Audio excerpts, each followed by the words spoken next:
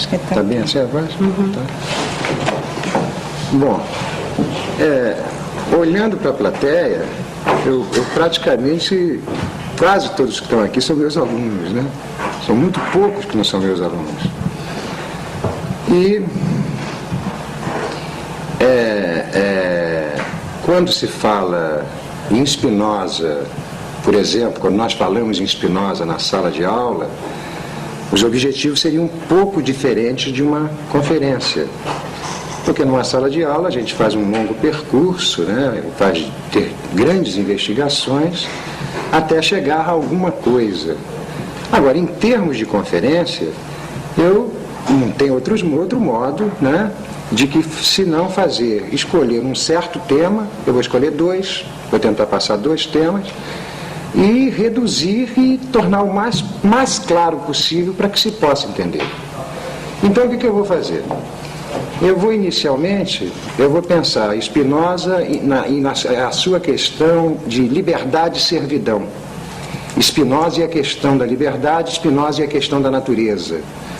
E, de outro lado, se der tempo para isso, eu pensaria Spinoza e a questão da filosofia da ciência, Spinoza e a arte, Spinoza e a literatura, Spinoza e a biologia, mas isso eu não sei se dará tempo, né? Vou tentar. Então, vamos lá. A questão da liberdade e a questão da servidão é um dos temas centrais da obra do Spinoza. De um lado central e de outro lado surpreendente, porque quando Spinoza pensa a questão da liberdade, ele não se articula com nenhuma das filosofias ocidentais. O Spinoza, ao pensar a liberdade, ele está se opondo a todos os temas tradicionais que nos acompanham quando nós pensamos essa questão. A liberdade para Spinoza, ela é praticamente uma grande surpresa para o historiador de filosofia. Porque nós, da filosofia, quando estudamos esse problema da liberdade, costumamos articular essa noção com liberdade nos gregos, aí nós vamos para Platão, vamos até Aristóteles, muito pouco. E quando nós passamos para a modernidade, nós sempre nos situamos no Kant. E é exatamente essas duas linhas de pensamento, tanto a platônica de um lado como a linha kantiana, é que o Spinoza vai se opor com grande violência, viu? Grande violência no sentido de que ele considera as leituras kantianas e a leitura, não digo platônica, mas digamos sim, platônica, como verdadeiros contrassensos em termos de liberdade. Então vamos lá, certo? Vou tentar começar a pensar essa questão da liberdade e vocês começarem a verificar como é difícil pensar isso em linhas espinosistas. O que o Spinoza diz? A obra do Spinoza eu vou dividir em 2.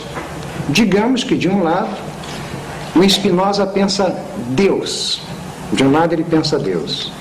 De outro lado ele pensa os homens. Não seria exatamente os homens, é uma redução. Ele pensa Deus de um lado e pensa os homens de outro lado. Na hora que o Spinoza pensa Deus, ele vai romper com a teologia tradicional, dizendo-se que a teologia tradicional, ao pensar Deus, pensa um Deus transcendente, pensa um Deus que está além da natureza, pensa um Deus criador, e o Spinoza, ao pensar Deus, identifica Deus à natureza. Ou seja, Deus e natureza, para Spinoza, seria a mesma coisa. Em linguagem moderna, o Spinoza está abandonando a trilha da criação e passando por uma trilha da produção. Deus, para Spinoza, é produtivo. Deus não é criador. Mas produtivo em que sentido? É porque o Spinoza fez essa identificação entre Deus e natureza. Então, Deus, para ele, ou natureza, para ele, é aquilo que produz. Produz o quê? Produz tudo que existe. Então, Spinoza, estou fazendo a linguagem mais fácil para vocês entenderem. O Spinoza, então, diz que existe uma natureza, que ele chama de natura naturante, que é Deus, que é a produção de tudo que existe aqui. E esse Deus, para ele identifica a atividade. O que ele está fazendo? Muito originalmente. O Spinoza está preocupado com o problema da liberdade e, ao se preocupar com o problema da liberdade, ele liga a ideia de liberdade à ideia de causa. Então ele faz uma ligação, identificando liberdade à causa. E diz que Deus é uma causa ativa. E Deus, ao ser uma causa ativa, Deus seria livre. Livre por quê? Porque para Spinoza, a liberdade se opõe a constrangimento. É livre todo ser que não é constrangido ao fazer a sua produção. Então, para ele, Deus ou a natureza, no ato produtivo, não teria sobre si nenhum constrangimento e, por isso, seria livre. Então, veja, a definição negativa que o Spinoza está dando, ele está dizendo que a liberdade se explica pela ausência de constrangimento, ou seja, Deus é livre porque não é constrangido por nada. A ação divina não implica, não há possibilidade de Deus ser constrangido no seu ato produtivo, por isso ele identifica Deus, a causa ativa, a liberdade, a ausência de constrangimento. Mas, quando nós passamos para os homens, o que nós vamos encontrar? Os homens entre eles, ou os homens entre as coisas, necessariamente os homens são constrangidos por forças externas a eles. Os homens não seriam como Deus, não teriam a possibilidade, como Deus tem, de agir sem que houvesse sobre eles forças externas, forças que os constrangessem. Então, quando Spinoza começa a falar em termos de liberdade e liga essa ideia de liberdade ao homem, o que nós vemos de imediato é que, ao que parece, não há possibilidade de os homens serem livres. Por quê? Porque os homens, eles estariam necessariamente se confrontando com forças que vêm de fora. O que significa isso? O Spinoza aqui faz uma prática muito bonita, dizendo que todos os seres que existem são dotados de ação e de paixão. Os homens, eles não poderiam ser ativos, porque as forças que vêm de fora é que viriam constituí-lo. Então, todos os seres que para se constituir precisam de forças que vêm de fora, seriam seres apaixonados. Então o homem, enquanto tal, ele seria um ser apaixonado, porque ele não poderia agir a partir dele. Ele necessitaria de forças que vêm de fora, que iriam constituí-lo. Então, nessa posição inicial, o homem sendo tomado como um corpo apaixonado, como aquele que se constitui por forças que vêm de fora, implicaria em dizer que o homem estaria prisioneiro da servidão. Por quê? Porque o Spinoza colocou que a liberdade é igual à causa ativa. Liberdade é igual à efetuação de natureza. É livre aquele ser que, ao agir, ele efetua a sua natureza. E os homens, como estão em confronto com outros homens, em confronto com outras coisas, eles não poderiam efetuar as suas naturezas, porque as forças que vêm de fora os constrangeriam. Vamos fazer uma imagem. Vamos pensar exatamente o que o Spinoza está dizendo dos homens. Os homens seriam como um grande oceano, um enorme oceano, cercado por ventos contrários. E esses ventos contrários, nos seus movimentos violentos, produziriam as ondas. Essas ondas que emergeriam no grande oceano não seriam produtos do próprio oceano, mas seriam produto dos ventos contrários que se encontram. Então o homem seria como esse grande oceano. Ele estaria exposto à força dos ventos contrários. E se ele está exposto às forças dos ventos contrários, ele estaria na servidão.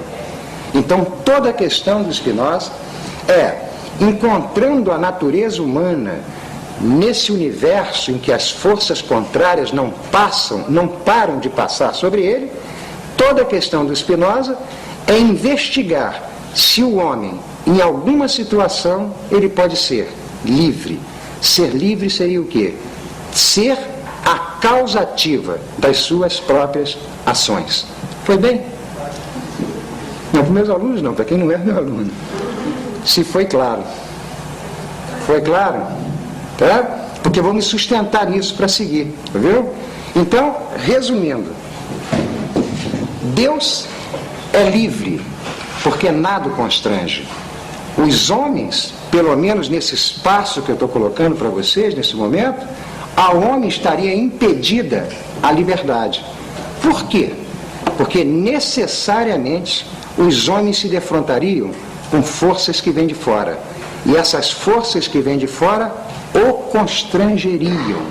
Então, para Spinoza, toda a questão dele é verificar se o homem pode ter a sua vida produzida por forças que vêm de dentro. Essas forças que vêm de dentro seriam as forças ou as causas livres que gerariam a liberdade. Essas forças que vêm de dentro, conforme o Spinoza está colocando, numa linguagem mais apropriada para o nosso século, e uns 200 anos depois, é o que Nietzsche chama de vontade de potência. Mesma coisa. Então, Spinoza está dizendo que a liberdade só se dá se forças que vier de dentro constituírem a sua vida. Ponto. Agora eu abandono esse campo da liberdade e passo rapidamente para um campo epistemológico. Passo por uma prática de epistemologia espinosista para poder fazer a ligação com isso daqui, para vocês poderem entender e perguntarem. Viu? O Spinoza então colocou essa questão da liberdade. Só há liberdade se a sua vida for produzida por você mesmo. Agora, veja bem, a liberdade para ele seria aquele que pode efetuar a sua natureza. Aquele que não pode efetuar a sua própria natureza, em razão de forças que vêm de fora, esse está na servidão. Em seguida, rapidamente, a epistemologia espinosista. O que diz o Spinoza? Ele fala na existência de 3 gêneros do conhecimento. Ele diz que o homem, necessariamente, ele está articulado com 3 gêneros de conhecimento. Não quer dizer que ele tenha que atingir todos os 3 gêneros, mas são os 3 gêneros de conhecimento possíveis para ele. O primeiro gênero de conhecimento é o que Spinoza chama o gênero da experiência vaga, ou o gênero da consciência. Ou seja, o Spinoza agora vai nos fazer uma tese da consciência, explicando que a nossa consciência, isso que nós temos e chamamos de consciência, é apenas um efeito, um resultado dos encontros que os nossos corpos fazem na natureza. Ou seja, o meu corpo, a minha vida, não para de se encontrar com outros corpos e com outras vidas. E nessa associação, nesse encontro de corpos, o meu corpo vai receber marcas dos encontros, resultado dos encontros. E a minha consciência é exatamente isso, o efeito de encontro de corpos. Então a minha consciência é constituída por marcas, ou signos, ou letras. A minha consciência é apenas o resultado desses encontros de corpos, o que implica em dizer que a minha consciência não é ativa, ela é resultado de forças que vêm de fora.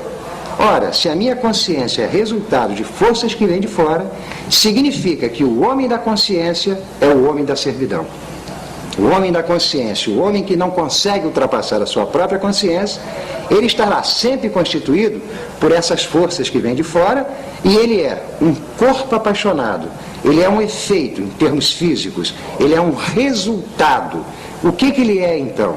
Ele é aquilo que as forças que vierem de fora determinarem que ele seja. Nesse momento da consciência, nesse momento do primeiro gênero do conhecimento, o Spinoza está nos dizendo que a servidão é total. Agora, o segundo gênero do conhecimento seria a razão. A razão é uma noção comum. Já é uma prática em que o homem começa a ter atividade. O homem se relaciona com a natureza e começa a entender as noções comuns da natureza. O que seria isso? A razão, ou o segundo gênero do conhecimento, é o que nós chamamos tradicionalmente aí de conhecimento. Seria a capacidade do sujeito humano de conhecer aquilo que está do lado de fora. Ou seja, em vez de ele ser apenas um resultado das forças que vêm de fora, ele se torna capaz de conhecer alguma coisa que está do lado de fora. Então, no segundo gênero do conhecimento, o homem já tem um poder de conhecer aquilo que está do lado de fora dele. Mas esse conhecimento não permite ainda que o homem seja produtor ou criador, porque o segundo gênero de conhecimento é um tipo de conhecimento em que o homem tem a capacidade de conhecer aquilo que já existe. Ele vai conhecer as relações do que existe. Ele vai dar conta dos objetos que estão fora dele. Ou seja, o segundo gênero de conhecimento já nos faz ultrapassar a consciência e já nos permite conhecer a realidade. Ou seja, está nascendo uma possibilidade de uma prática científica. Agora, o terceiro gênero de conhecimento, que Spinoza chama de ciência intuitiva, já não é um conhecimento como o segundo gênero, que é o conhecimento daquilo que está do lado de fora. O terceiro gênero de conhecimento é o poder de invenção e de rigor do sujeito humano.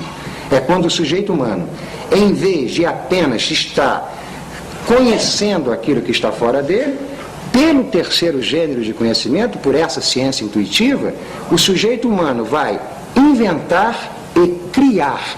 Ou seja, o terceiro gênero do conhecimento, a diferença do segundo gênero, que é a razão, este segundo gênero, a razão, busca a verdade no campo epistemológico e busca o melhor no campo moral, enquanto o terceiro gênero de conhecimento objetiva produzir novos modos de vida. O terceiro gênero do conhecimento é inventor, é criativo. A função dele é como a função da arte, produzir o novo. E a função dele é como a matemática, altamente rigorosa. Ou seja, o terceiro gênero não está aqui para buscar o que é melhor para os homens, nem buscar o que é verdadeiro na natureza. O terceiro gênero do conhecimento é para ultrapassar aquilo que é. É para produzir o novo, produzir novos modos de vida, novas linhas, novas formas de pensamento, uma outra arte, uma outra música, um outro pensamento. O Spinoza, já no século XVII, anunciava a nós, ele já anunciava a fadiga que o mundo está nos causando. Ele já anunciava que era necessário produzir alguma coisa de novo para que a vida pudesse passar. Então, nesse terceiro gênero de conhecimento, conforme Spinoza está colocando, é que eu vou articular esse terceiro gênero de conhecimento, que é o poder da invenção, que é aquilo que Nietzsche, por exemplo, chama de pensamento, aquilo que o Foucault, o Deleuze chamam de pensamento, que é a ciência intuitiva espinosista, que é o poder de produzir novos modos de vida, produzir outra maneira de existir, não é? Esse terceiro gênero de conhecimento é que vai se ligar com a questão da liberdade. Então eu acho que agora eu começo a aula, certo? Acho que eu montei e dou início aqui, a todo o tema que eu queria colocar. Liberdade e pensamento. É a grande questão do Spinoza. Quando eu coloco isso, mostra que o que Spinoza está objetivando é a produção de um tipo de vida que vai obter a liberdade, mas vai obter essa liberdade através da força maior da vida. A força maior da vida é o pensamento. Então, liberdade e pensamento para Spinoza vão se articular. Eu agora faço o quê? Para poder, dentro dessas dificuldades de apresentar um pensador como Spinoza numa conferência, eu vou pegar espinosistas. Entendeu? Vou pegar espinosistas. E vou falar dos espinosistas porque é como se falasse do Spinoza. Por que é como se falasse do Spinoza? Porque o Spinoza é um pensador do devir, é um pensador do processo.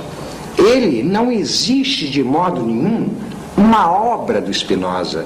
O que existe são os processos espinosistas. O que existe são aqueles pensadores que se articularam com Spinoza e fizeram a obra dele passar.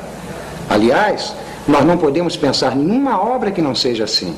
Uma obra não é aquilo que ela foi, não é aquilo que nasceu dela, não é aquilo que ela é, mas é o processo que ela tem.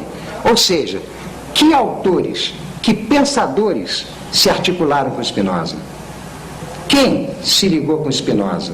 E nessa ligação que foi feita com Spinoza, que pensamentos e que novos modos de vida nasceram para nós?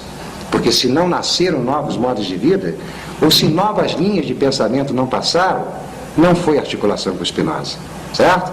Pelo menos não foi uma articulação com Spinoza no terceiro gênero do conhecimento. Porque para fazer articulação com Spinoza, nesse terceiro gênero do conhecimento, é necessariamente onde você vai verificar as passagens de pensamento inteiramente novos na nossa história. Claro? Bom, primeiro deles, Michel Foucault, certo? Segundo dele, eu não sei se eu conseguirei passar muito ele. É um pensador de história natural chamado Saint-Hilaire, que provavelmente vocês terão uma surpresa, ele é muito mais bonito que o Michel Foucault, viu? E o terceiro dele é aquele com que eu faço os meus devires, é o Gilles Deleuze. Então eu vou tentar apresentar esses três pensadores muito resumidamente para mostrar o que é pensamento e liberdade para esse autor. Muito bem. O Michel Foucault tem uma grande obra, uma longa obra, né? Aliás, muito combatida, muito criticada, aliás, tolamente criticada, sempre muito mal pensado, Foucault, porque sempre pensam Foucault como um homem do segundo gênero do conhecimento, ele é um do terceiro gênero do conhecimento. Aí as pessoas confundem muito o que Foucault está fazendo. Mas o Foucault, no final da vida dele, ele começa a se preocupar com a Grécia. Ele vai se preocupar inteiramente com a Grécia, abandona os chamados séculos XVII, XIX, ou mesmo século XX, que foram os investimentos iniciais dele, e vai investir na Grécia.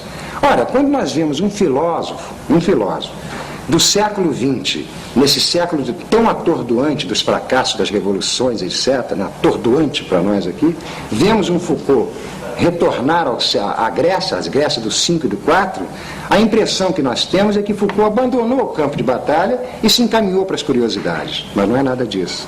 O Foucault, ao se dirigir ao século IV e ao século V para fazer o seu investimento teórico, ele é exatamente um espinosista. Ele está se dirigindo para ali porque a partir dali ele vai trazer alguma coisa de novo para nós, certo? E quando ele faz esse investimento, o que o Foucault vai descobrir na existência da Grécia? O que ele vai descobrir de original nos gregos? É que o grego traria uma questão que esses grandes pensadores de Grécia, esses grandes helenistas que nós temos, grandes sem dúvida nenhuma, que vai do Vernon, Victor Goldschmidt, todo esse grande grupo de helenistas que nós temos, ninguém tinha visto isso. Foucault começa a verificar que o grego vai trazer um processo de vida altamente original, que é a preocupação de produzir uma vida livre. Estranho isso, estranho. Um povo, né, os gregos, que nós sabemos que produziam metecos, produziam escravos, produzia coisas mais estranhas, simultaneamente eles trazem a preocupação de produzir uma vida livre. Eu vou apresentar isso muito rapidamente e a partir daí eu tenho certeza que vocês vão começar a entender o que é liberdade e o que é pensamento. Muito bem. O grego, ele tem duas práticas dentro da existência dele. O grego que eu estou falando é o cidadão grego. Ele tem duas práticas na vida dele que são muito evidentes. Qualquer historiador de Grécia nos ensina isso. O grego se preocupa em administrar a sua cidade. Ele se preocupa em produzir as leis. Aí ele inventa a palavra diálogo, aí ele começa a constituir a lei na ágora, certo? Ele começa a organizar o seu campo político, ele mesmo produzindo as suas leis. Quer dizer, o grego começou a tornar a lei produto das práticas dos corpos, né? As suas próprias vidas, suas próprias relações, produzindo as leis da cidade. Então o grego é um homem que se entende como dotado de um grande poder. Qual poder? O poder de produzir a organização política da sua cidade. Em segundo lugar, o grego acha e executa o poder de administrar a economia da sua cidade. A economia vem da palavra oikos, que é casa, né? Então ele tem essa preocupação de produzir a economia da sua cidade. Então o grego traz dois problemas com ele. Quais problemas? Ele traz o problema de ser aquele que tem o poder de administrar a sua cidade e aquele que tem o poder de administrar a economia da sua cidade. E ele pensa, o grego, Como eu poderei ter poder sobre a cidade ou ter poder sobre a casa se eu não tiver, em primeiro lugar, poder sobre mim mesmo? Né? Então o grego, ao fazer essa prática de poder sobre a cidade, poder sobre a economia, ele libera uma terceira questão, que é o poder sobre si próprio. E ao levantar essa questão de poder sobre si próprio, é exatamente o momento que ele está levantando a questão da liberdade do pensamento. Por quê? Porque o grego vai achar que a única maneira que ele pode fazer uma prática de poder, de administração, seja da cidade, seja do seu campo econômico, é um momento em que ele tiver poder sobre si próprio. E a partir daí o grego inventa uma prática muito nova, que se chama relação agonística de si consigo próprio. O que é isso? O grego coloca que todos os homens trariam dentro dele múltiplas forças, forças que tenderiam para o fora, forças que tenderiam para o religioso, forças que tenderiam para o supersticioso, forças que tenderiam à submissão e forças ativas. Então o grego vai colocar que um homem só pode se constituir livremente se ele realizar a si próprio como um campo de batalha, se ele realizar a si próprio como um confronto de forças. Forças vão entrar em luta dentro de si próprio, é isso que o Foucault está chamando de confronto agonístico, exatamente a maneira espinosista. Forças que vão entrar em luta, em confronto consigo próprio, para produzir uma vida livre. Ou seja, o homem é livre na hora que as forças ativas dominarem as forças que tendem à submissão. O grego está produzindo, a partir daí, o que se chama uma estética da existência. O que é isso? É que, quando nós pensamos a categoria de arte, nós sempre pensamos a arte como um produto, algo que os homens produzem, né? Um produto que é oferecido ao mundo, oferecido ao mercado, e os gregos vão pensar a estética em termos de existência, ou seja, a questão estética do grego não é produzir um objeto do fora dele, mas é produzir uma vida bela. E produzir uma vida bela é o momento em que você tiver liberdade. E essa liberdade é o momento que as forças ativas dominarem as forças reativas. É o momento em que o pensamento, ou o terceiro gênero do conhecimento, conforme Spinoza, dirigir a sua vida. Então o grego se preocupa em produzir essa estética da existência, essa vida superior, essa vida livre, porque para ele a liberdade só é conseguida no momento em que quem dirige a sua vida é você mesmo. Ou seja, o grego está dizendo que só há liberdade quando a causa da minha existência vier de dentro de mim. Claro aqui? Foi bem aqui? Está sempre aberto para pergunta, viu? Pronto aqui, não posso ir mais aqui. Certo? Não posso ir mais aqui. E essa é a relação Foucault-Spinoza, relação pensamento-liberdade, né, que aparece na obra do Foucault, e é muito nítido, vocês lendo, vocês vão ver que há toda uma inspiração espinosista, e essa inspiração espinosista que passa por Foucault, evidentemente modifica as nossas metodologias, nossos instrumentos epistemológicos, nos permite a construção de novos conceitos teóricos, ou seja, o pensamento começa a se movimentar por linhas que não eram fechadas, eram linhas que nunca tinham aparecido. Nós agora podemos pensar, através dessa composição Foucault-Spinoza, nós podemos pensar a formação da subjetividade fora das tolices clássicas que estão aí, vinda de linhas que eu prefiro não dizer quais, né? Ou seja, através desses modos de pensar, nós temos novos meios de entender a formação da subjetividade, a formação da natureza, etc. Olha, está aberto para pergunta, porque eu não sei se está indo muito difícil. Viu? Pode ser que eu esteja falando, né? Eu sei que muitos dos meus alunos que estão aqui, não tenho dúvida que eles estão entendendo, mas pode ser que esteja difícil para os outros. Vocês colocam, modificam se for necessário. Eu queria fazer uma questão. Pois não. Eu não estou vendo nada, hein? Daqui para lá eu não vejo nada. Nada. Eu sei que é Lélia, mas não vejo nada. Tudo bem. É o seguinte,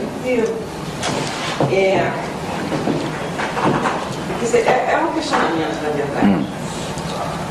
Na medida que a gente anda vendo umas coisas aí, e o que se observa em termos de universidade, e eu falo da universidade na qual eu trabalho, Por exemplo, no curso de História, na PUC, quando se fala de História da Antiguidade...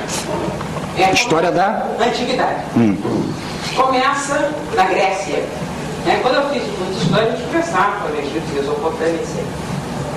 E eu estou, nesse momento, trabalhando com um determinado autor, que se chama Martin Bernal, em que ele chama a atenção para o seguinte aspecto: para a construção de um modelo de interpretação histórica que vem do século XIX e que tenta, de certa forma, apagar as contribuições levantinas para a formação deste grego aí que você está falando. E que, a partir, inclusive, do próprio grego antigo, da língua grega antiga, ele observa que em cerca de 90% a contribuição é externa, ou seja, semita de um lado, egípcia do outro e indo-europeia de outro. E ele observa o seguinte, que, por exemplo, que praticamente esta visão aí, quer dizer, desta liberdade aí que você está colocando, ela já estaria presente em a fonte no qual o grego se abebera. Esse grego da época clássica se abebera para produzir esse tipo de pensamento, seria justamente a chamada teologia de Mênfis, cujos textos estão lá no Museu de Londres, uma vez que categorias como os logos, enfim, essas categorias que vão ser trabalhadas no interior da filosofia grega já estariam presentes, e inclusive a questão do nosso,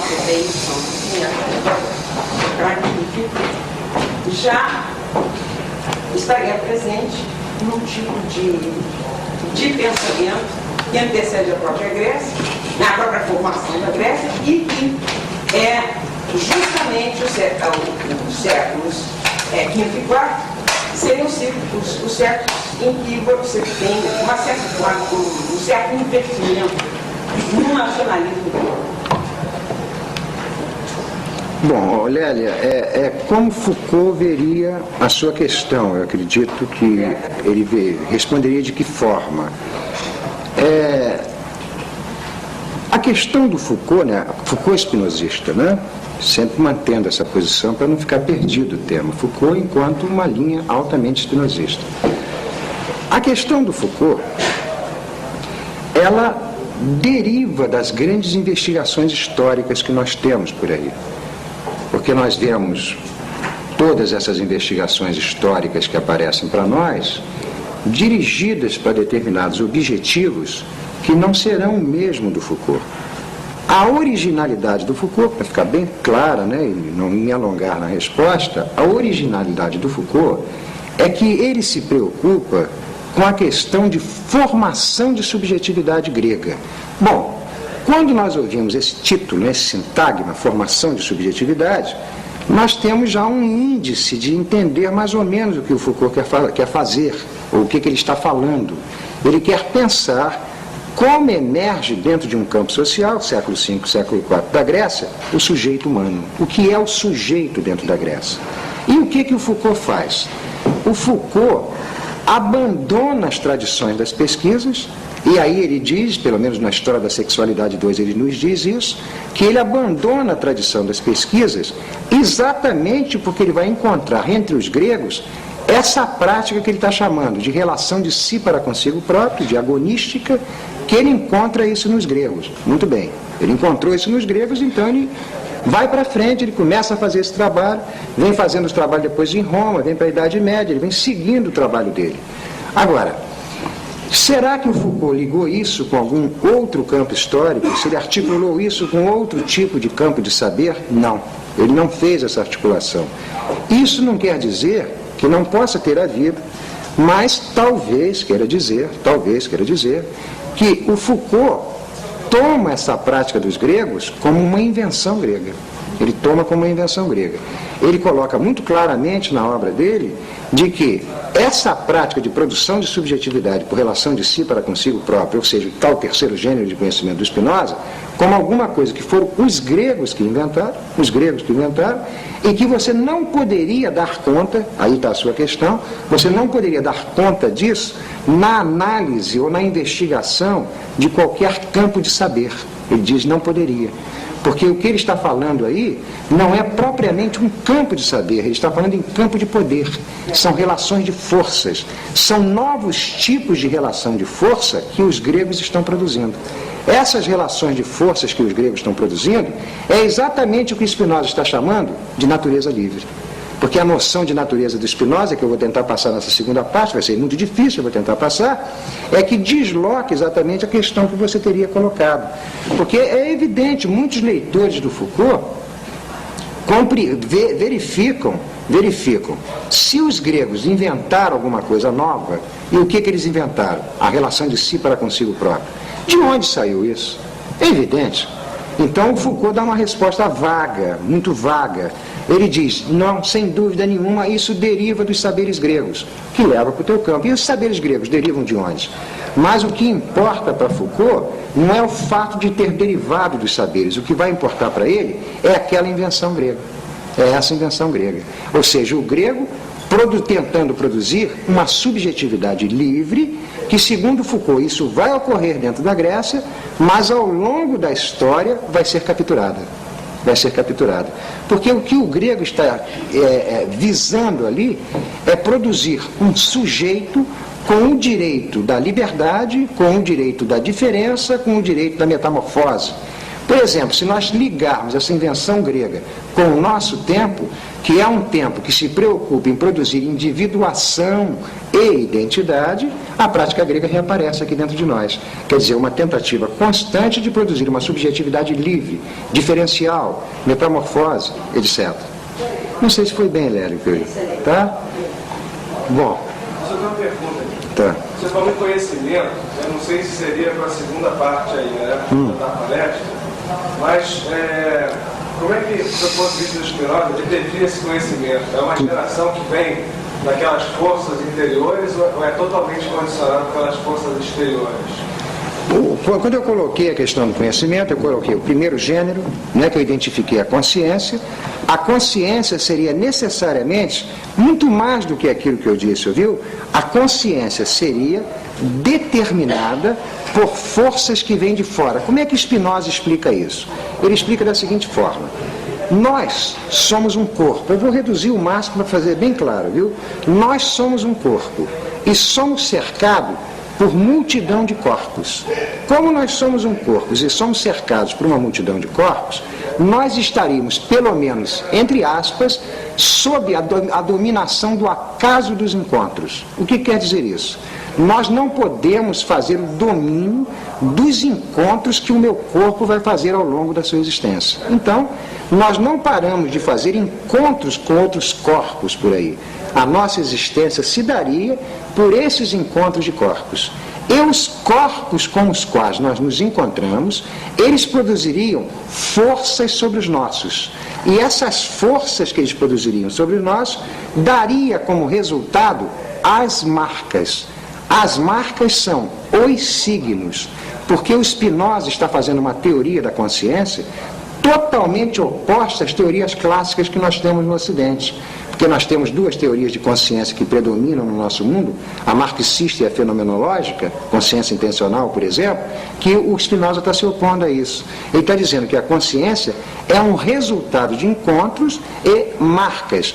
Logo, a consciência não é capaz de entender nada além dessas marcas. A consciência fica numa gramática, numa lei das marcas. Em seguida a esse processo, que parece que aí nós estamos inteiramente perdidos, o Spinoza tenta ir para o segundo gênero do conhecimento, que já seria um poder que nós teríamos de conhecer as coisas além das marcas, e ir para o terceiro gênero, que seria o pensamento relacionado com o próprio pensamento. Então, pela sua pergunta, nós teríamos que iniciar pelo primeiro gênero. Inevitavelmente, todos nós começaríamos no primeiro gênio. É muito claro isso que Spinoza está dizendo. Ele está mostrando que o sujeito humano, quando ele começa aqui na existência, o sujeito humano começa criança. E a criança é necessariamente resguardada por forças que vêm de fora. Ou seja, você pega uma criança, essa criança se constitui por forças que vêm de fora, preceptores, colégios, seja lá o que for, o guerreiro grego, não importa o que for. A criança é constituída por forças que vêm de fora. Então essa criança, ela se torna uma criança da consciência. Como ela se torna uma criança da consciência, a consciência gere a vida dela, essa criança começa a gerar uma série de fantasmas, porque a consciência vai produzindo fantasmas, angústias, avidez, desespero, impossibilidade de vida, insuportabilidade com o tempo. Ou seja, a consciência é que vai gerar todas as tormentas da sua vida. Então, para o Spinoza, nós teríamos que inventar um tipo de pedagogia em que se pudesse transformar uma criança governada pela consciência para se tornar uma criança ativa. É exatamente o que os gregos usavam. Os gregos sabiam que se você fosse constituído por forças externas, você não pararia de gerar fantasmas na sua vida. E a obra do Spinoza é altamente lucreciana. A grande questão do Spinoza é ultrapassar o fantasma, a superstição, o medo, o desespero e produzir o entendimento da natureza.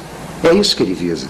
Então, para isso ser conseguido, é preciso que esse terceiro gênero apareça. Ou seja, sem liberdade não há pensamento. Sem pensamento só há superstição. É isso que ele está dizendo.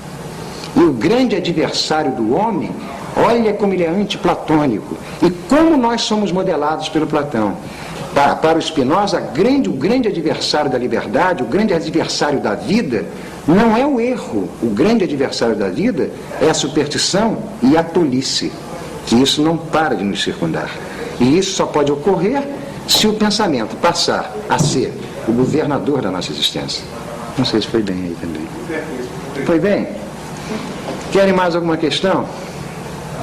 Porque é esse terceiro tema daqui, que são realmente os meus grandes investimentos atuais, pelo menos, é biologia, é física, é matemática, por onde eu estou indo, né? Por onde eu me apaixono atualmente, é por isso. Então esse terceiro movimento daqui, ele se torna um pouco mais difícil, em sentido de que são coisas que a gente atravessa em percurso de aula, né?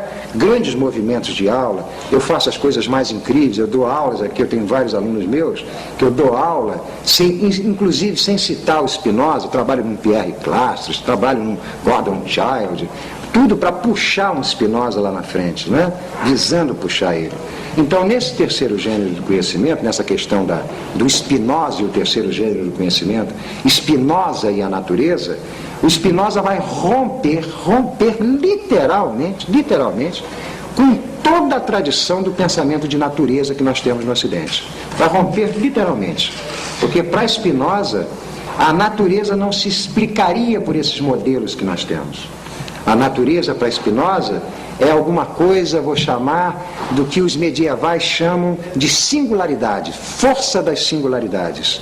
Ou seja, para o Spinoza, se você quiser entender a natureza, em coisa muito diminuída, viu? Se você quiser entender a natureza, não leve o seu discurso, não leve a sua prática semiótica para querer dar conta da natureza, procurando encontrar os significados da natureza.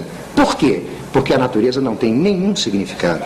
A natureza é um campo de força, é um campo de passagem, é um campo de devenires, é um processo, é um confronto.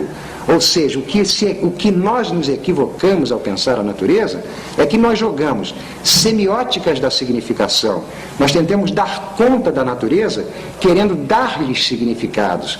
E dar significados à natureza é uma prática da consciência. Você, para entender o campo da natureza, o que você teria que fazer é pensá-la como sendo força, relação de força, poder, certo? Ou seja, você passa de uma semiologia clássica que você tem por aí para uma semiótica das forças, uma semiótica da intensidade. É isso que o Spinoza está pensando em termos de pensamento. Então, o pensamento não é mais aquele que vai buscar significar a natureza. Por quê? Porque essa natureza não tem significação nenhuma. Então ele vai ter que ultrapassar as linhas das significações clássicas e produzir um tipo de natureza completamente diferente, em termos de forças e de busca de liberdade. Foi bem aqui? Está aberto para perguntas, já viu? E qualquer pergunta eu tento agora melhorar o máximo que puder. O máximo que puder. Eu tenho uma pergunta. Vai. Investigação científica, como é que entra nisso? Você veja aqui, investigação científica. Quando você fala em investigação científica, não é dizer que Spinoza não é um pensador das ciências, ele é um terrível pensador das ciências. Mas o que ele está objetivando ao pensar as ciências é exatamente ultrapassar aquilo que eu coloquei, superstições e tolices, para pensar as ciências num campo de forças. Se poderia citar alguma ciência que no mundo moderno é espinosista? Sim. A biologia molecular, talvez a física quântica, certo? Talvez determinadas práticas de literatura, determinadas práticas de história seriam espinosistas. Espinosistas no sentido de que Spinoza está pensando as ciências, mas ele está fazendo uma semiótica inteiramente diferencial. Ou seja, há ciências que seriam ciências até mesmo de primeiro gênero de conhecimento. Ciências fantasmáticas, ciências da significação, ciências da tolice. E o Spinoza tentando passar um campo científico em que as questões são completamente diferentes. O exemplo que eu dei de biologia molecular não é um exemplo geral, mas você teria determinados autores que sem dúvida nenhuma são espinosistas, Jacob, etc., né? Jacob, Saint-Hilaire, que são pensadores que ao pensar a matéria viva, ao pensar o ser vivo, eles puxam novas linhas de pensamento. Então há uma ciência espinosista, sem dúvida nenhuma, como há uma filosofia espinosista, como há uma arte espinosista, como há uma música espinosista, etc.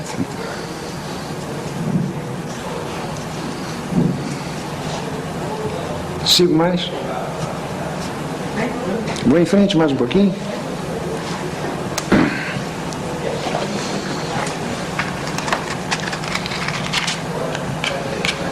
Quando se fala em Spinoza, numa conferência, e Spinoza trazendo essas questões todas que ele traz, né, aquele que vem participar da conferência, começa a se surpreender muito, porque o Spinoza vai trazer todo um trabalho em cima de epistemologia, toda uma linguagem epistemológica, né, terrível, muito puxada, e mais, né, que aqui eu nem apliquei, toda uma linguagem medieval retorna no Spinoza. Ou seja, para a gente fazer um grande investimento espinosista, nós temos que dar conta da linguagem medieval, ver as reapropriações que ele faz. Então é muito difícil sempre para passar para um auditório exatamente o que o Spinoza está passando. Então o que eu procuro fazer é não diminuir a intensidade. Não diminuo a intensidade do pensamento do Spinoza, mas eu procuro fugir dos operadores clássicos que ele utiliza. Eu procuro usar coisas mais simples. Não que isso diminua o pensamento dele, continua a mesma coisa, mas não são os operadores que ele está usando, certo? Então, quando vocês lerem Spinoza, vocês resolverem fazer investigação em Spinoza, vocês vão verificar que a terminologia, os operadores teóricos que ele usa, são muito difíceis porque eles são muito clássicos. É essência, é existência, é forma, é distinção formal, distinção de razão. São essas categorias que ele usa. Isso talvez dificulte muito uma pessoa que nunca ouviu Spinoza e espera de Spinoza uma linguagem comum. Não é. Mas, sobretudo, isso vem a reformular a questão da filosofia no século XX. Porque nós sabemos o que se passa com a filosofia, né?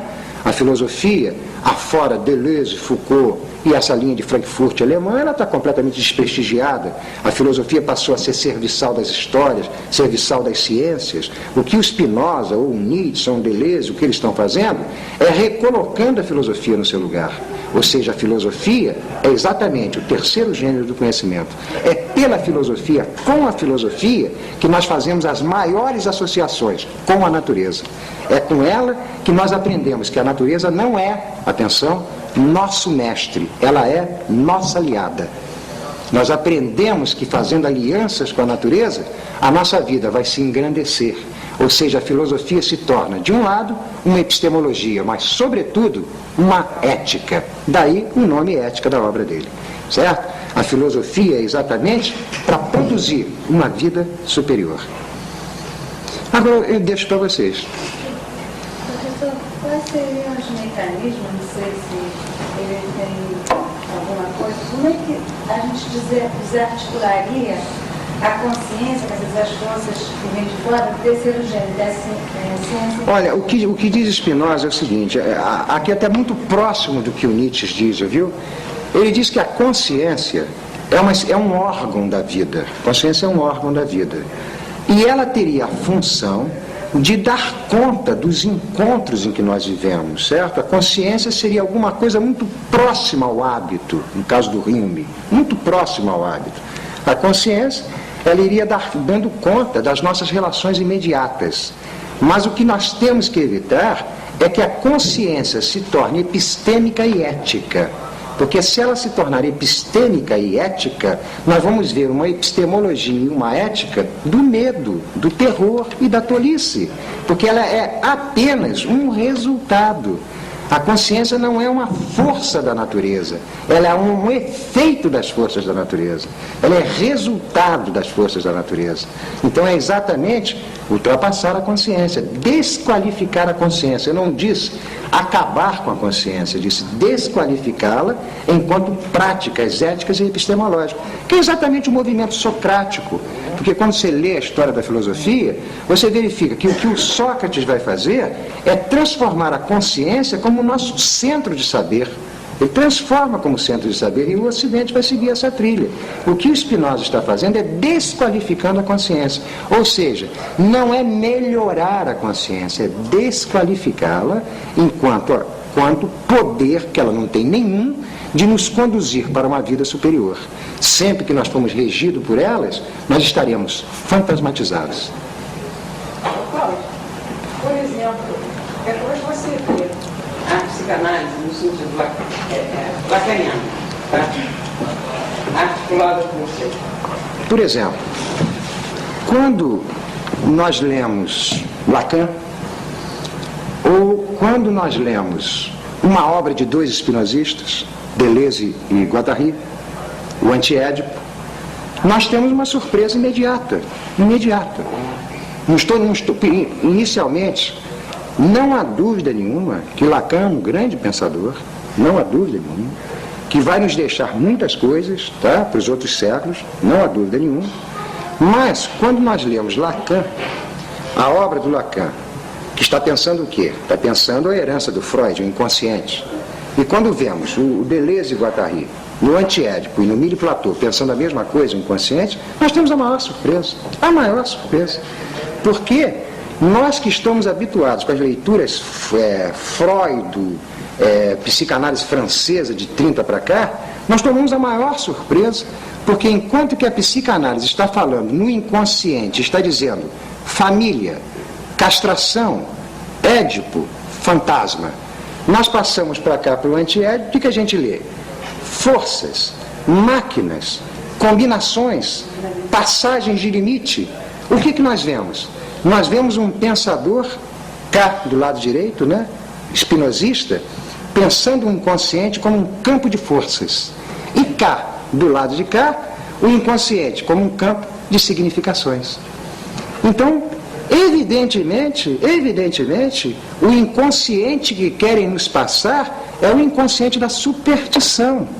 Mas vejam bem, não é dizer que a psicanálise está inventando isso. Esse inconsciente fantasmatizado, castrado, edipiano, ele é real, porque são as forças políticas reais que o produzem. Ou seja, há uma preocupação em qualquer campo social que você encontrar, qualquer campo social que se encontrar, há uma preocupação desse campo social em produzir o inconsciente. Agora, a tolice que cai essas teorias que vão para aí, é acreditar que o inconsciente é fantasma, castração e Édipo. Quando fantasma, castração e Édipo é invenção de poderes políticos.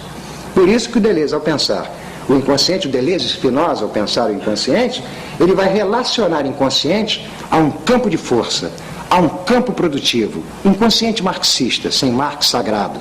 um inconsciente produção, um inconsciente força, ou seja, um inconsciente de uma semiótica das intensidades. Então a grande diferença, que chega a ser assustador, é quando você pega um texto do Lacan, por exemplo, tradicional, já aqui nos nossos saberes, é o texto que o Lacan chama-se A Família, que tem até em português 2 edições. Então você lê A Família pensada pelo Lacan e você vem para cá e vê A Família pensada, por exemplo, pelo Philippe Arrière, que tem uma articulação com Spinoza, e você não reconhece que aquilo é a mesma coisa. É como se passasse 2 universos diferentes.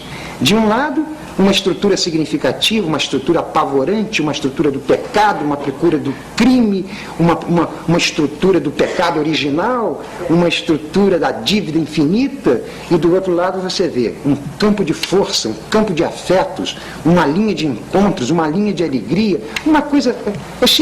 eu não sei o que dizer. São os momentos em que o pensamento começa a seguir uma linha de encantamento. Ele se encanta. Porque o que eu estou dizendo para vocês? Eu sou um teórico, eu sou um pensador.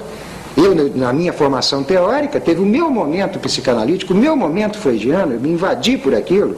Aquilo me botou dentro da garganta, me fez muito mal.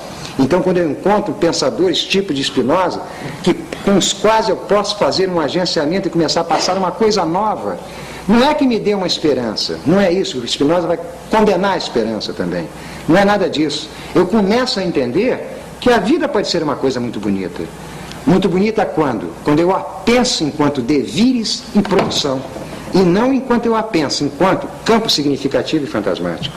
Então, uma leitura da psicanálise francesa, bonita, com seu encanto, toda leitura paranoica tem seu encanto, né? Passando lá o seu encanto, mas você vendo uma leitura do lado de cá, as linhas são inteiramente diferentes. Você começa a pensar de imediato que é possível produzir um outro planeta. E esse que está aí, ele está assim porque tem dementes e paranoicos dirigindo ele. Ou seja, eu não estou produzindo uma utopia, eu estou produzindo uma realidade. Não sei se foi bem a resposta. Se ficou claro como é. Vamos lá. Não quero um bem-aventurado aí, uma distinção de razão, uma distinção formal. Não, eu tenho... Fala. Entendo o que você está dizendo, e aliás conheço o seu pensamento, mas sempre me pergunto como é que faria o homem para pensar dentro do terceiro gênero, se ele está marcado, se ele tem as marcas, como escapar das marcas? Olha, aqui vai passar alguma coisa que a Nelly estava falando do Fassbinder, né? Lá fora, né? Que o Fassbinder assusta um pouco ela, né? Fassbinder vocês sabem quem é, né? Eu vou dar uma resposta espinosista, associação Spinoza-Nietzsche, associação Spinoza-Deleuze. Olha, para o homem não tem solução. O homem é fantasma, o homem é castração, o homem é édipo. É preciso produzir outra coisa, literalmente. É isso que é o anúncio do Nietzsche, o anúncio de que nós precisamos produzir o super-homem, é exatamente isso. Que as forças que constituem o homem, elas tendem para isso. Elas tendem para essa formalização negativa, essa formalização reativa. É preciso produzir uma coisa nova. O que eu estou dizendo? Eu estou dizendo que todos os agenciamentos que foram feitos ao longo da história, e os agenciamentos que o homem fez ao longo da história, de um lado foi com a religião, de um lado com a superstição, de outro com a autoridade, de outro com o tirano, de outro com Deus. Esses agenciamentos começaram a desaparecer a partir do século XIX, onde se diz, Deus morreu, a morte de Deus, o nascimento do homem. Mas o homem, quando vem substituir Deus, que um Feuerbach dá um grito de alegria, o Nietzsche nos mostra com muita clareza que era preferível que Deus continuasse aqui. Porque com o nascimento do homem as coisas pioraram muito. Porque o homem tirou dele a religião e introduziu a moral, introduziu o pecado, introduziu o édipo, introduziu a culpa. Todos esses tormentos que nos seguem. Porque o homem não sabe viver sem ser dessa forma. Então, essa tese, para você entender, é necessário que alguma coisa fique para trás. O que tem que ficar para trás é exatamente o homem. O que eu estou dizendo é o seguinte: as relações que as nossas vidas fazem tem que ser com novos tipos de relação. Por exemplo, é muito surpreendente o que eu vou dizer. a relação que nós fazemos com as máquinas no mundo moderno, certo? A relação que a gente faz, não só com as máquinas enquanto máquinas de terceira geração, mas as máquinas semióticas, a matemática, a biologia, novos tipos de relação para criar novos tipos de vida, outras crenças, outras forças. E você encontra os pensadores espinosistas que são difíceis de serem lidos porque eles estão passando exatamente isso. Por exemplo, William Burroughs, não sei se vocês conhecem um trabalho dele que se chama O Almoço Nu, que é um trabalho em cima da questão da droga. Ele mostra com toda clareza que até a relação que o homem faz com a droga é uma relação muito doentia, altamente doentia, porque é administrada pelos valores humanos. Ele vai apontar para as relações que se fazem para o alucinógeno como relações criadoras. Ou seja, nós vivemos em torno de uma série de tolices inultrapassáveis.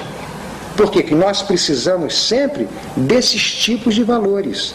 Então é preciso produzir alguma coisa diferente para a vida passar. Uma coisa diferente na música, na arte plástica, na filosofia, na ciência, ou até, como dizem alguns alunos meus paulistas, na ternura, no amor. Produzir um outro tipo de amor, porque esse já não serve mais. Por que não serve mais? Pegando um espinosista do princípio do século, René Nelly, por que esse não serve mais? Porque o amor que nós passamos é um amor de dominação, um amor de opressão, em que os casais se constituem sempre sob o regime da propriedade privada, ou seja, não há afeto, não há constituição de territórios de criação, territórios de produção. A vida sempre perde quando ela entra nesses campos da significação. Não há como ela escapar disso. Ou o que Spinoza está dizendo é que durante séculos nós entregamos a vida de um lado a Deus, de outro lado a moral. Vamos libertá-la disso. Vamos entregar a vida às suas próprias forças. Está aberto. Não sei se foi. Saint-Hilaire, o problema do Saint-Hilaire é porque eu tinha me proposto a falar pelo Saint-Hilaire, mas eu fiquei um pouco receoso, sabe, Lélia? Pela grande dificuldade que vai trazer. Mas eu vou dar um pequeno toque no Saint-Hilaire, um pequeno toque. O Saint-Hilaire vamos chamar ele de historiador da natureza, historiador do vivo. É alguém que faz uma história do vivo. E no século XIX, o Saint-Hilaire começa a pensar a vida. Ele começa a pensar a vida. E de outro lado está pensando a vida o famoso Barão de Cuvier. São esses dois pensadores da vida que estão passando ali. E o Barão de Cuvier vai pensar a vida em termos de gênero, espécies, formas sensíveis, órgãos, função de órgãos, posição relativa dos órgãos, etc. E o Saint-Hilaire, quando vai pensar a vida, ele começa a liberar uma categoria muito estranha chamada anatômico. Não tem nada a ver com o anatômico da medicina, hein? Porque o anatômico aqui não é em relação à morte, é em relação à vida. Então ele começa a pensar uma categoria muito estranha chamada anatômico. Essa categoria chamada anatômico é que ele já não está pensando a vida em termos de órgãos, ele está pensando a vida em termos de uma matéria abstrata, de forças abstratas, forças afetivas que estariam por baixo dos órgãos e que seriam os verdadeiros construtores da vida. Um exemplo disso é o Artaud. O Artaud é um espinosista. Se vocês lerem a obra do Artaud, vocês vão verificar que o Artaud não para de dizer o tempo inteiro que a vida só começará a criar forças superiores na hora que ela abandonar a determinação dos órgãos. É exatamente o que o Saint-Hilaire está pensando. Ele está procurando entender a vida como forças microscópicas, que são forças que se confrontam, forças produtivas que estão produzindo tudo que está aí. Então, é só o que eu posso dizer, Lélia, senão ficará muito difícil. O que eu estou colocando do Saint-Hilaire, e isso já passa na biologia molecular, isso já passa em muitos campos de investigação.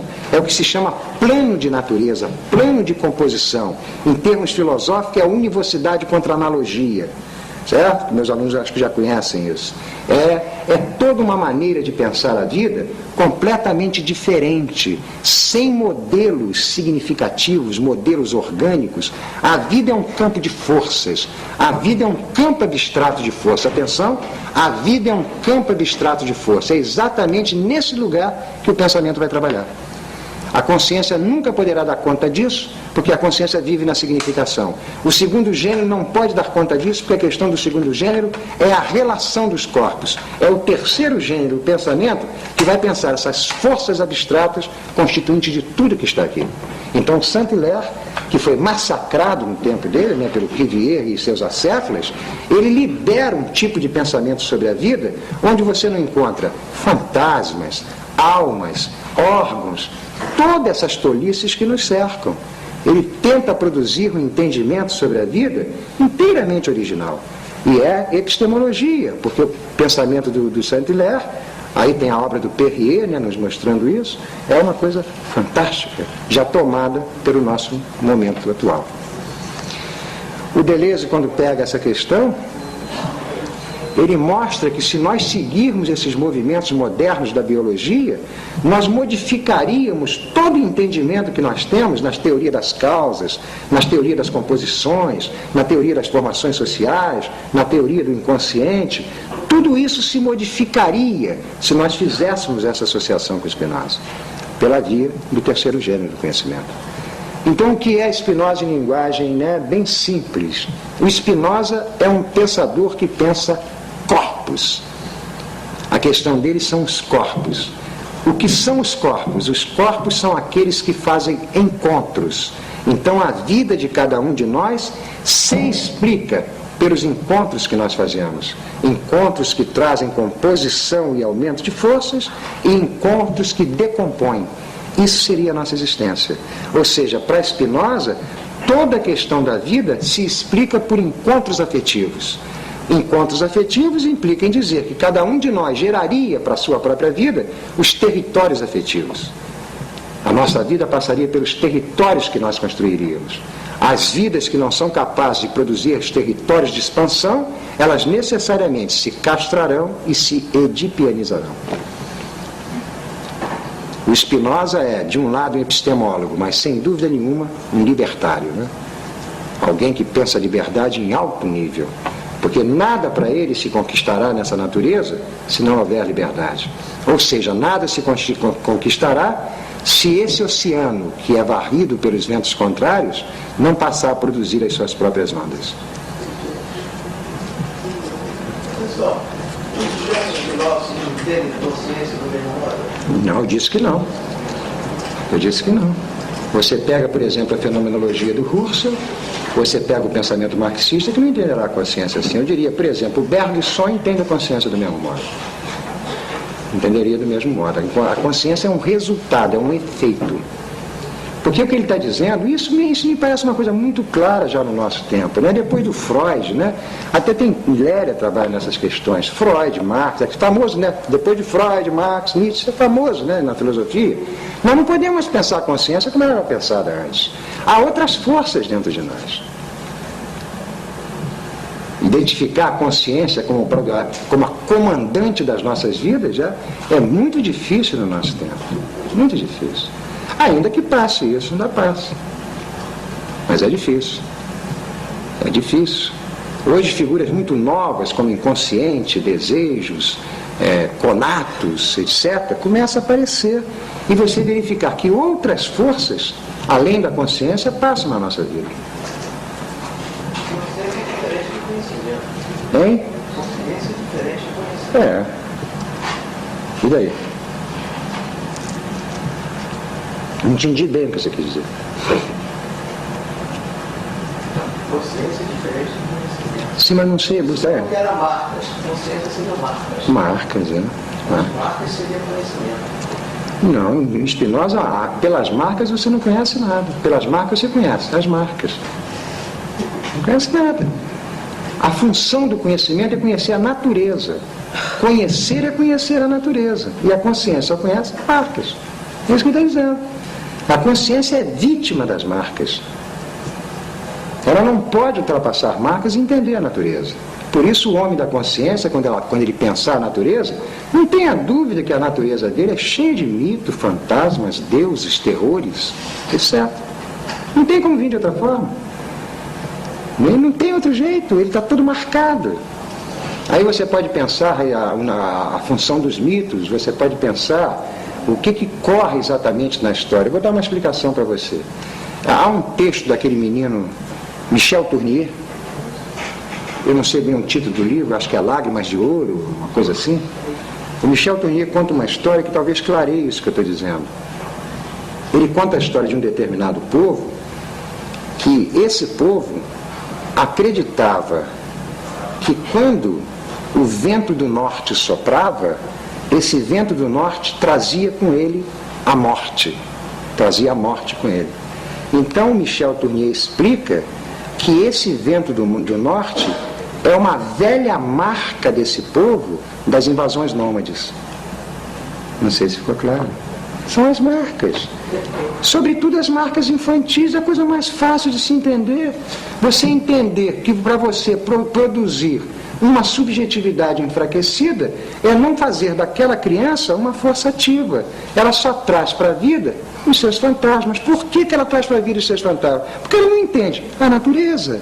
Você pergunta a uma criança, a um sujeito, a um homem, a um ser que é governado pela marca, pergunta a ele o que é o amor, pergunta a ele o que são os furacões, pergunta a ele o que é essa natureza, e ele vai te dar respostas significativas. Necessariamente, porque a marca constitui toda a vida dele. Ele não é capaz de entender o que se passa na natureza. Isso é muito bonito, porque há um momento na vida do Spinoza, Amsterdã, centro do capitalismo, conforme diz o Brodel, na economia mundo, ali naquela loucura que está se passando. O Spinoza, num momento da vida dele, depois que ele publicou a obra dele, chegou um homem e deu uma facada nele. A facada pegou no paletó e rasgou. Aí o Spinoza nunca mais tirou aquele paletó para mostrar o que um homem das marcas faz com um homem da natureza. Não suporta, não tolera, porque não entende, não pode tolerar.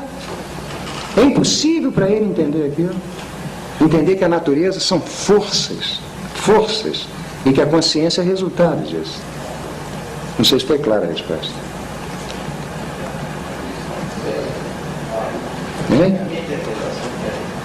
Interpretação? A minha interpretação. Interpretação de quê? De consciência. Ah, sim, tem várias por aí. Tem várias. Tem a consciência intencional. Tem várias. Hein? Tem muitas. Isso está cheio aí. Cheio. O que eu estou dizendo é gravíssimo. Eu não estou passando uma aula de filosofia, enquanto uma aula de filosofia sem responsabilidade, senão a aula de filosofia não valia nada. A aula de filosofia tem que entrar dentro da aula e produzir modificação, produzir pelo menos vergonha na gente. A gente fica envergonhado do que a gente faz. É isso que eu estou dizendo. Uma aula de filosofia é coisa seríssima. É tirar a filosofia desse campo de tolice que ela passou, uma epistemologia. Vou falar sobre a prova ontológica. A prova ontológica não quer dizer nada. Filosofia é prática de guerra, é uma máquina instalada dentro do campo social para passar exatamente o terceiro gênero de conhecimento. Se não passar, é como diz o Nietzsche, pelo menos o resto, uma tristeza em todos nós, que não somos capazes de pensar. Abala, produz uma diferença. Isso é filosofia. Certo? Então, quando eu falo sobre a consciência, é exatamente isso que eu estou dizendo. O perigo imenso de nós sermos governados pela consciência é porque nós temos uma pedagogia que nos constitui como consciência. Por quê? Porque a pedagogia do Ocidente, a pedagogia do capital, das forças do capital, ela se preocupa em nos produzir como seres fortes no campo econômico, mas sem nenhuma força no campo político. Você procura qualquer tipo de família que vocês encontrarem, toda a questão da família é produzir uma criança sadia e forte no campo econômico, para obter sucesso, mas que aquela criança não tenha força no campo político. Ou seja, o que eu estou dizendo? Se naquela família passa uma literatura sem força. Se passa uma filosofia sem força. Porque é a questão do nosso campo social, produzir consciências. Não se preocupe se a consciência é boa ou má. Ela tem que ser desqualificada, porque questão de bom ou mal é ela que inventa. É mais uma vez mais um fanatismo dela.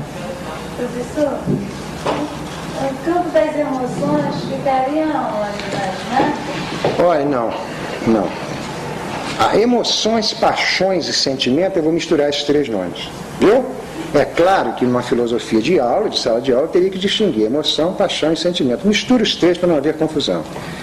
As paixões, a paixão, em Spinoza, é um resultado, ou melhor dito, a paixão se constitui em mim por forças que vêm de fora.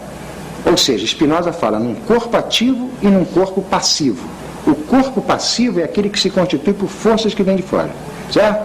Então, eu tenho um corpo apaixonado, porque forças que vêm de fora constituem meu corpo. Não são as marcas, são as forças. Produzem paixões no meu corpo. Essas paixões dependem das forças que vêm de fora.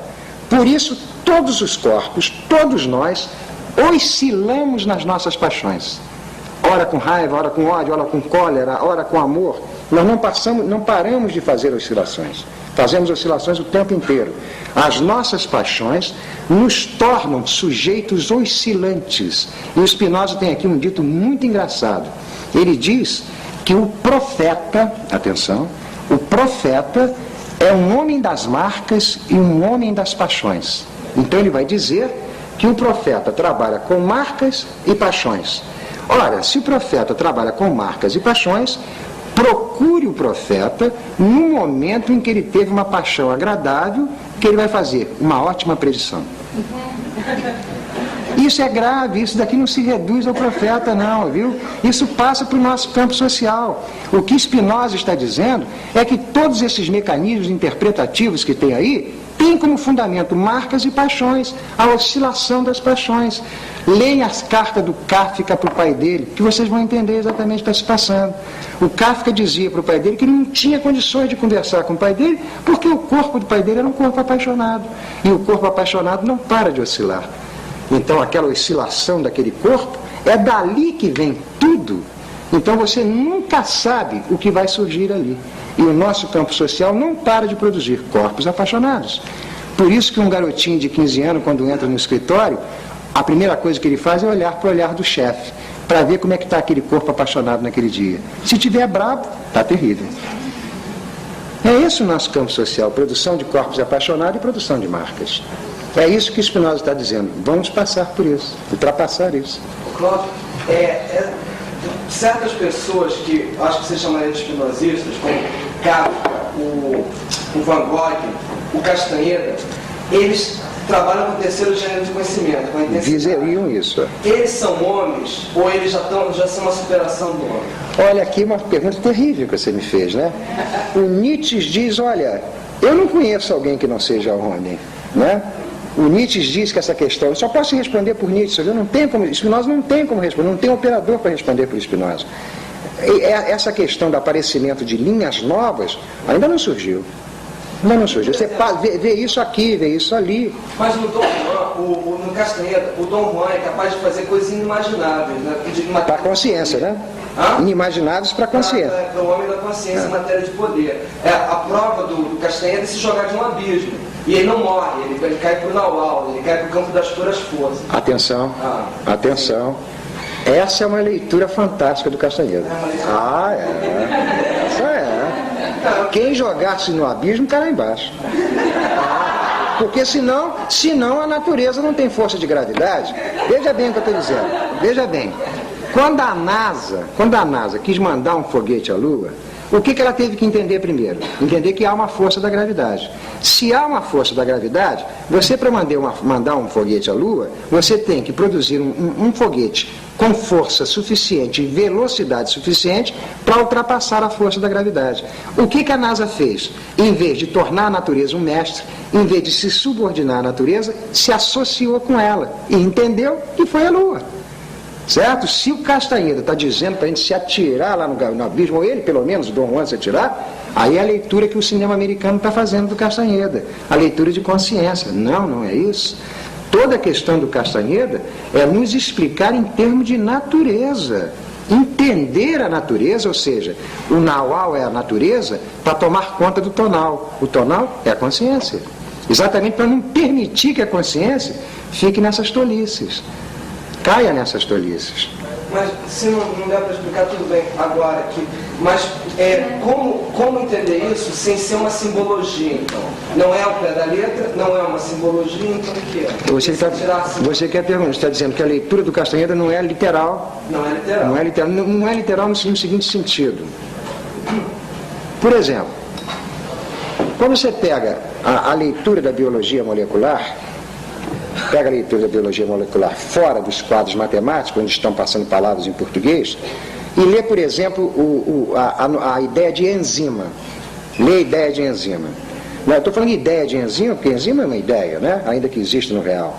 Quando a biologia molecular pensa, por exemplo, em enzima, ela em momento nenhum ela se preocupa em dar significação àquele objeto. A questão dela é mostrar como que aquele motor, como que aquela máquina se agencia, como é que aquilo funciona. A leitura do Castaneda é uma leitura em termos semióticas intensas. Não é entender aquilo em campo de significação. O Deleuze, que é um grande leitor do Castaneda, ele não para de dizer isso. Quando você lê o Castaneda, não se preocupe em interpretar, em querer buscar significados ocultos ou mesmo significados literais. Porque o mundo do Castaneda é uma semiótica da intensidade. É entender a vida como uma intensidade, como agenciamentos contínuos com a natureza, agenciamentos esses que só podem ser fortalecidos através do pensamento. Se você entender o que está se passando. Porque senão você fica submetido ao acaso dos encontros. Que é o que ocorre conosco. Nós, os homens da consciência, somos inteiramente submetidos ao acaso dos encontros. A vida se torna para nós insuportáveis porque nós nunca sabemos as forças que vêm de fora para nos tolher. A obra do Castaneda seria esse investimento do Deleuze, pelo menos ele vai trabalhar aquele texto dele, tem até uma tradução diferenciada em português, eu não me esqueci agora, é o Poder não sei o quê, que é um dos textos principais onde o Dom Juan está trabalhando no Naual, no restaurante com o Castaneda. Os leitores aí devem saber qual é o texto que eu estou falando. Hein? Como? É esse aí, que tem um título em inglês diferente, exatamente. Onde ele vai tentar fazer essa leitura. E aí eu acredito que, em termos vitais, o Dom Juan é um espinosista. Ô Luiz Carlos, como entender um feiticeiro como Dom Juan? Tem duas linhas para você entender um feiticeiro. Você entende no campo do significado, você lembra para o campo do fantástico, do fanático, da tolice da consciência, ou pensa o feiticeiro, olha que coisa louca, pensa o feiticeiro como epistêmico. Ele está passando ali um novo modo de vida, uma nova linha. É difícil essa leitura, realmente. Né? Como você colocou muito bem, né? Ou vamos para o literal, qual a interpretação anagógica, qual? Seria essa, uma semiótica das intensidades. Mas nem esse homem, como o Dom Juan, que trabalha na semiótica das intensidades, ele ainda não é uma superação do homem. Olha, eu acho que não. Ele não está no terceiro gênero de conhecimento do Spinoza. O terceiro gênero de conhecimento passa, mas ele não permanece sempre. Porque o terceiro gênero, eu já coloquei, que quando você faz um trabalho na biologia molecular, agora eu vou melhorar o terceiro gênero. Vou dar uma melhorada no terceiro gênero, tá? Por exemplo, vocês pegam o prefácio da obra do Michel Foucault, da História da Sexualidade e o Uso dos Prazeres 2, onde o Foucault coloca que a função da filosofia é a problematização. Ele libera essa categoria, problematização. Ora, problematização, o que é isso, problematização? O que ele está falando em problematização é que o pensamento tem que fazer uma prática de problematizar a si mesmo. A si mesmo. Ou seja, a matéria do pensamento é ele mesmo. Ou seja, o pensamento não é aquele que tem que se submeter a objetos que estão no exterior. O que o pensamento tem que fazer o tempo inteiro é tornar ele matéria de problematização, que eu estou dizendo. É tudo que passar na sua vida tornar-se problematização. Ou seja, tudo é matéria de pensamento. Não importa o que. A música, a arte, o amor, a ternura, seja lá o que for, você problematiza. Você começa a produzir novos tipos de relação. Vou dar um exemplo que meus alunos já conhecem. Um fato, numa leitura que se faz de povos do norte da França, numa determinada época da história, um acontecimento muito bonito, um acontecimento que deveria inclusive ser trabalhado, que determinadas mulheres que vivem, como a maioria delas, nos matrimônios, né, que são casadas, sempre o casamento por acordos familiares, essas mulheres deliberaram valorizar as suas vidas afetivas. E ao querer valorizar as vidas afetivas delas, elas acharam e não tiveram dúvidas que a única maneira de passar o afeto no amor para a mulher era a prática do adultério. Então elas começaram a fazer prática do adultério não como prática de consciência transgressora. Elas não estavam transgredindo as leis do casamento. Elas estavam produzindo uma linha de vida. Adultério como linha de vida. Porque era o único lugar em que poderia passar o campo afetivo. Não sei se entenderam isso daqui. Isso seria na prática de terceiro gênero. Porque você levou o matrimônio para o campo do pensamento. Porque se o matrimônio é alguma coisa regido por leis, é um jogo de famílias, o matrimônio era o lugar das mortes e dos fantasmas para as mulheres. Então elas passavam essas linhas enlouquecidas de produzir o adultério como fortalecimento da vida. Veja que risco elas tomaram ao se tornarem filósofas. Que risco terrível. Porque é exatamente isso que é a filosofia. Ou a filosofia é o risco superior da vida, ou não vale nada, não serve para nada. Vamos continuar com as ciências. Essa questão do adultério é a mesma de Labelle Lejour, não é? No Labelle Lejour? Parece, se aproxima, né? Se aproxima. Não estou muito lembrado do Labelle Lejour, mas sim. Catherine Deneuve, né? Sim. O que eu estou passando do adultério é uma questão que o Spinoza está nos colocando em termos da lei. Porque quando nós pegamos um morfema, né? Uma palavra, lei, essa palavra vem penetrada de significações, certo? Então a palavra lei, ela é toda penetrada de significações religiosas. Moisés, etc., cheio de significações religiosas. Então Spinoza vai fazer alguma coisa muito parecida, não sei se vocês chegaram a ler, a Antígona, né, a tragédia Antígona, onde aparece um debate entre Antígona e Creonte sobre nomos, lei, né, a Creonte falando sobre lei, a Antígona falando sobre lei, mas cada um passando uma noção completamente diferente. O que Spinoza está dizendo é que há duas leis. Há uma lei da consciência, uma lei dos signos, a lei fantástica, a lei fanática, e há uma lei da natureza. A lei da natureza é a lei dos afetos. Ou seja, aquele que vive em termos de natureza, a grande questão dele é fazer composições para aumentar a sua força.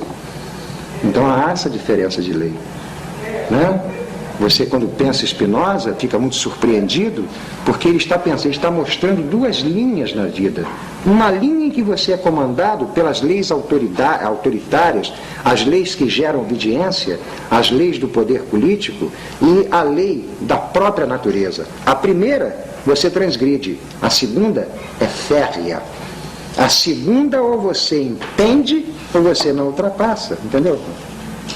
É o caso que eu citei da NASA. Ou você entende as forças da gravidade, ou não tem foguete na Lua. Ou você entende a natureza da vida, ou você vai continuar a sua vida inteira passando seus fantasminhas e produzindo opressões. Então Spinoza, ele leva ao extremo a luta pela liberdade. E é possivelmente por aí que eu me articulo com ele, eu levo isso muito a sério. Nada me bota mais indignado que qualquer prática opressiva. Sobretudo a prática da consciência, né? Me irrita. Me irrita não em termos de lei da consciência, mas em termos de lei da natureza. Para mim, a vida tem que se constituir pelos grandes afetos, pelas grandes composições. Por isso eu sou apaixonado em termos riuminianos, não espinosistas, né? Apaixonado para fazer agenciamentos com Fassbinder, agenciamentos com Nietzsche, com Spinoza, com muitos dos meus alunos, com muitos dos meus amigos, porque estou vendo passar ali coisas muito bonitas. E o Clastres? Clastres? Fantástico. Pensador excepcional, que morre, né, que morreu num momento que provavelmente ele ia explodir, porque ele começava a ultrapassar todas as teorias antropológicas da troca, da reciprocidade, da dívida infinita. Ele começava a entrar numa linha fantástica de pensamento, né? E ainda assim nós conhecemos a arqueologia da violência, a sociedade contra o Estado, né, textos lindíssimos, né, fantásticos, que mostram, né, uma maneira de pensar a vida, mas que evidentemente a subjetividade humana não suporta. Quando Clastes diz, por exemplo, que a guerra no primitivo tem um objetivo. Qual é? Produzir o quê? Liberdade. Né? São coisas que nós humanos não vamos compreender. Nós humanos solicitamos a paz, né? Sem, por exemplo, entender que a paz é uma invenção do Estado. Nós não entendemos o que são os movimentos da história. Você só começa a entender esses movimentos da história se você faz esses investimentos fortes. Ligando Pierre Clastres ao cinema, o Kurosawa, né? Liga Pierre Clastres ao Kurosawa. Kurosawa é muito parecido com Pierre Clastres. Ele entendeu muito bem o problema do campo social, entendeu muito bem o que é o problema da guerra, por exemplo, que é o centro da obra do Pierre Clastres. O Kurosawa diz que ele foi fazer cinema porque ele foi, de uma certa maneira, espinosista. Ele verificou que no Japão, numa época da história do Japão, houve um encontro terrível. O Estado se encontrou com os camponeses japoneses. E na hora que esse encontro se dá, ele descobre que os japoneses diminuíram 20 centímetros. Não sei se vocês entenderam. O Estado, quando chega, é barra pesadíssima. Diminuíram 20 centímetros. Por quê? Porque houve um mau encontro. É exatamente isso que Spinoza está dizendo. Nós temos que entender a natureza para produzir os encontros que vão fortificar as nossas vidas. O encontro com o Estado levou a isso. Aqui nós provavelmente não diminuímos 20 centímetros em termos quantitativos de extensão, mas diminuímos 20 centímetros em termos de intensidade. Né? Não há nada mais que se queira no campo social em que nós vivemos do que fazer baixas de intensidade. Diminuir a produção da vida, a potência da vida. Exemplo clássico brasileiro, exemplo clássico a nossa universidade. A nossa universidade não é uma universidade para produzir pensamento. A única coisa que se produz na universidade é obediência. Se ensina o estudante a obedecer. Tanto que eu luto com muitos dos meus alunos, né, eles sabem disso, eu luto muito com eles quando eles começam a dizer para mim, eu não suporto mais, eu digo, não, aguenta a barra. Aguenta a barra. Pega esse diploma. É um instrumento de guerra. Instrumento de guerra. Porque a universidade só passa isso para nós. Quando você começa a verificar aulas em que a questão passa a ser o pensamento, o estudante fica inteiramente surpreendido. Ele não está habituado, ele não está formado para isso, porque desde os 3 anos de idade ele não para de receber essas forças constituintes de marcas e sinais. Em linguagem literária, o que se produz é produzir um homem dos hábitos, um homem que tem um conjunto de hábitos e julgue que aquele conjunto de hábitos que ele tem é a natureza dele. Então é preciso passar uma força, sobretudo a literatura é muito bonita para isso, de estranhamento. Abrir uma espécie de buraco onde você começa a verificar que sua natureza não é o seu conjunto de hábitos. Né? Quando a gente lê o Michel Foucault, a gente fica muito surpreendido por causa dessas coisas. O Foucault, quando vai pensar o homossexualismo grego, diz: o homossexualismo grego não tem nada a ver com o homossexualismo do Ocidente. Se vocês quiserem articular o homossexualismo do Ocidente com o homossexualismo grego, vocês não vão entender nada. Aí o homem do hábito diz assim: Foucault é um louco. Aí o Foucault diz: sou. Porque é preciso ser louco para vencer os hábitos. Por isso que a loucura não para, a loucura e a literatura, a loucura e a arte, a loucura e a filosofia não param de ser perseguidas pelas forças repressivas do campo social, psiquiatria, etc. Porque é exatamente isso, para produzir esse mundo novo, é preciso correr um risco muito grande. Correr um risco de pensamento. Ir aqui é de uma beleza incrível. E isso é o pensamento, não naquilo que é real, e não naquilo que é possível. A questão do pensamento é produzir o impossível. Produzir o impossível, produzir o impensável. É exatamente o que Nietzsche fez. É exatamente o que Spinoza fez. E além de todos os limites que nos foram dados por Kant para o pensamento. Não é transgredir, é muito mais do que transgredir, é produzir exatamente o novo, produzir a impossibilidade.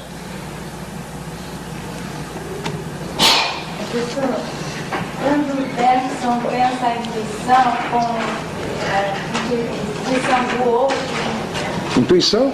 do outro, captação do outro, Está falando outro. ele seria, nesse caso, um pensamento? Forma nenhuma. Não é questão assim que você está colocando. Porque quando você vai pensar o Bergson, há 3 ideias em Bergson, são as ideias principais. É a intuição, o elan vital e a duração. Você não vai entender a intuição de Bergson sem entender a duração de Bergson. A grande questão dele é a duração. E a duração é exatamente isso que eu estou dizendo com as diferenças bergsonianas. Mas é exatamente isso que eu estou dizendo. Ou seja, o pensamento não se constitui pelo outro de forma nenhuma. Se o pensamento se constitui pelo outro, é exatamente as forças de fora que estão te constituindo. A intuição não é isso. Não é isso. Em Bergson as linhas são muito diferentes, ouviu, Miriam? Bergson não é como Spinoza. O Bergson está pensando a vida como elan vital e a matéria. Ele está pensando essa relação que está aqui. E a vida não se constitui enquanto pensamento pelas leis da matéria, ela se constitui por ela mesma. Certo? Mas eu não vou desviar para o Bergson, que a gente sairia do Spinoza, né?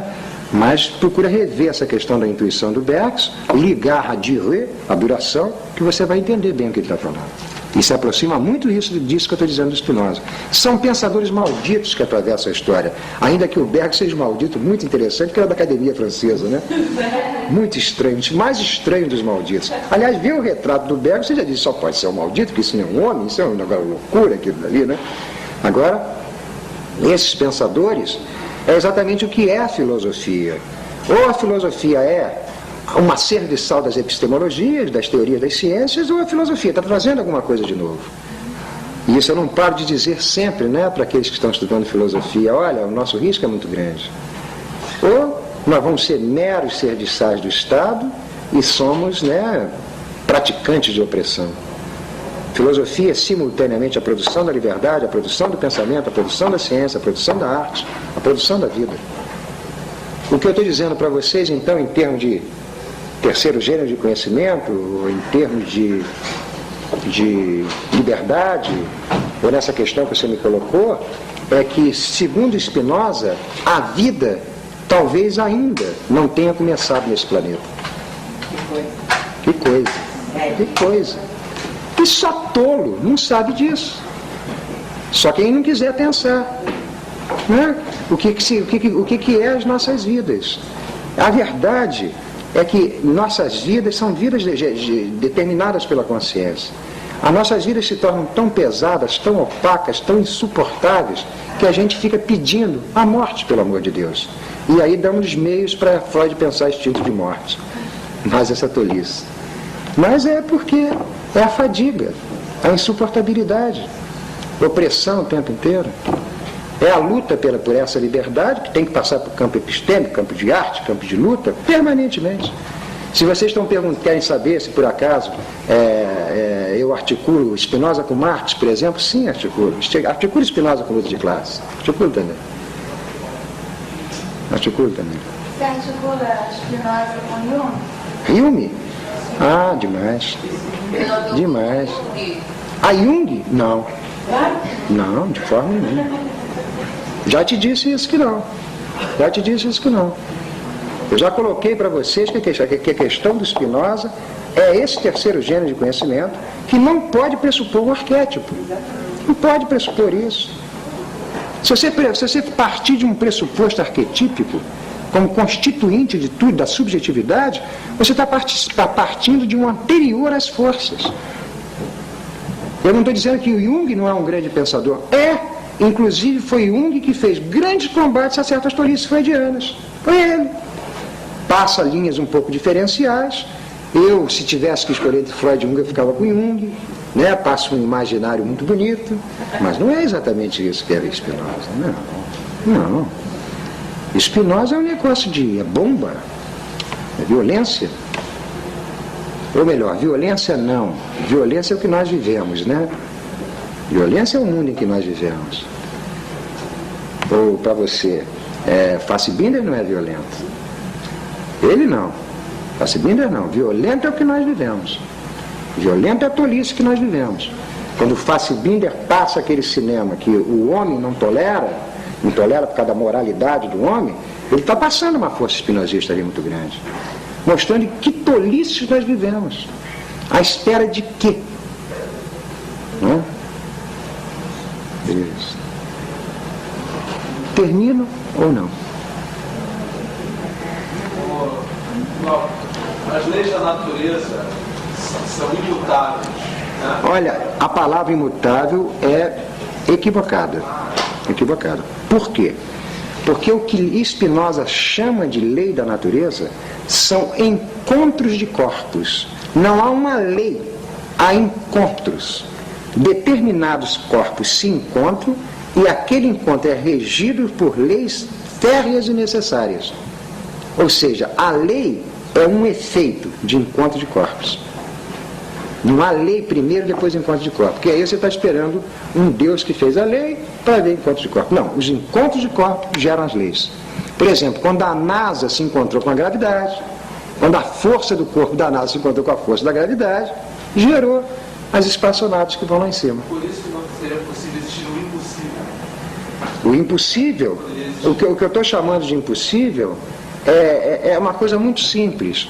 Há um texto do Gabriel Tarde, acho que eu já narrei isso para vocês, um texto do Gabriel Tarde, que o Gabriel Tarde é outro espinosista, né? O Gabriel Tarde diz, por exemplo, que os gregos poderiam ter inventado a bússola, porque na Grécia tinha todos os elementos para se produzir uma bússola. Eles não inventaram, não descobriram a América. Certo? O impossível é não ter sido inventado. É isso que eu estou dizendo. Não sei se vocês entenderam. Isso é o que se chama argumento dominador dos megáricos. Eu acho que eu já passei isso em aula. Só é impossível o que não foi inventado. Porque a teoria da invenção se opõe à teoria da descoberta.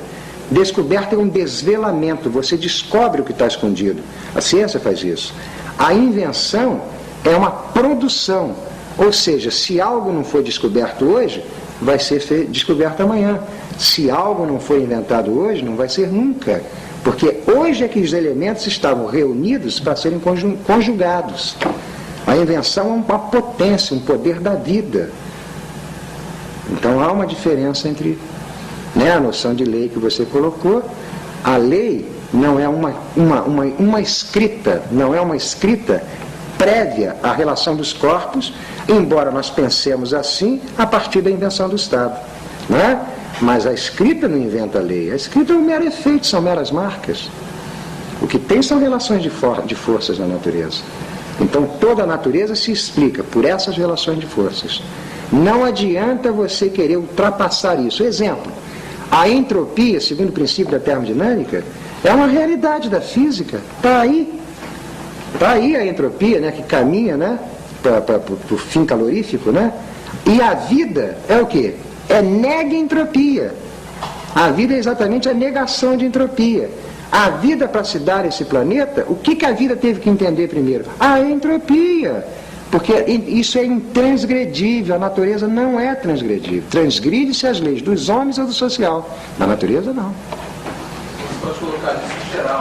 Esse geral, você pode dizer que neste momento, neste lugar, você tem um sistema que permite isso. Mas, na verdade, você tem totalidade do universo, a entropia. Sim, isso daí é mais ou menos a teoria dos mundos possíveis do Leibniz, que se aproxima do que Spinoza está dizendo. Certo, em outro tipo de mundo, outros acontecimentos, outras relações de corpo, né, outras questões. Se você tomar a totalidade... O Spinoza não pensa a totalidade. Ele não tem um universo fechado. Ele não tendo essa totalidade, não tendo esse universo fechado, ou a noção de totalidade de Spinoza é um pouco diferente, é melhor dizer assim, o mundo que ele pensa é completamente diferente. É um universo aberto, a maneira de obra aberta de Humberto Eco. É isso mesmo. Se você pode jogar uma teoria das artes para a física, usa Humberto Eco. É uma teoria de obra aberta. É uma natureza que não para de se construir. Ela nunca esteve pronta, está pronta ou estará pronta. Nunca. A natureza é sempre efetuação. Porque a nossa tendência, né, é acompanhar aristotelicamente, ou as tradições aristotélicas, é pensar que a natureza se encaminha para um fim. Vai se realizar num fim. Ou de uma maneira platônica, ela nas origens era perfeita e se degrada. Ela não teve origem e ela não tem fim.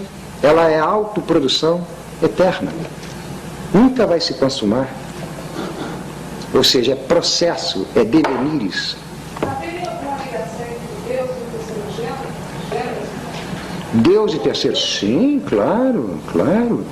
A questão do Spinoza, quando fala em religião, ou quando ele fala em amor, ele fala no amor do primeiro gênero, no amor do segundo, no amor do terceiro. fala numa religião do primeiro, do segundo e do terceiro. Por exemplo, a religião do primeiro é a religião do terror, a religião da obediência. Adão, pecador, isso é a religião do primeiro. Ou seja, uma religião do terceiro, uma episteme do terceiro gênero, é a partir de Deus. Mas não é o Deus do primeiro gênero, logo não é o Deus da teologia tradicional. Não é o Deus da teologia tradicional. Porque esse Deus do terceiro gênero é o Deus natureza. Você, para fazer uma prática de terceiro gênero, você tem que entender as leis da natureza. Isso que é o terceiro gênero para ele. Você não precisa rezar para ele. Porque quem reza é o homem do primeiro gênero, que obedece a Deus, busca graças de Deus. Ou seja, no terceiro gênero é entendimento da natureza. Não sei se foi claro, viu? Então, sim, sem Deus não há terceiro gênero.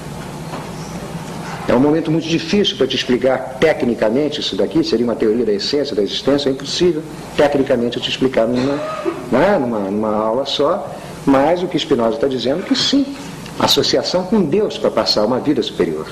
Porque Deus é a natureza para ele. É muito parecido aqui uma associação que o Spinoza faz com aquele menino do século XVI, o alquimista do século XVI, o Paracelso. O Paracelso, quando pensa a natureza, ele não para de dizer isso. A natureza nunca será minha mestre. A natureza é aquilo que eu tenho que me associar com ela. É associação. Associação de potência. Aí sim, Spinoza pensa a mesma coisa. É associações, composições, conjugações. É assim que você vai passar a sua vida. E é por essas conjugações que o pensamento pode aparecer. Então o homem ainda não está preparado para passar por esse gênero. O Spinoza não diz isso não, viu?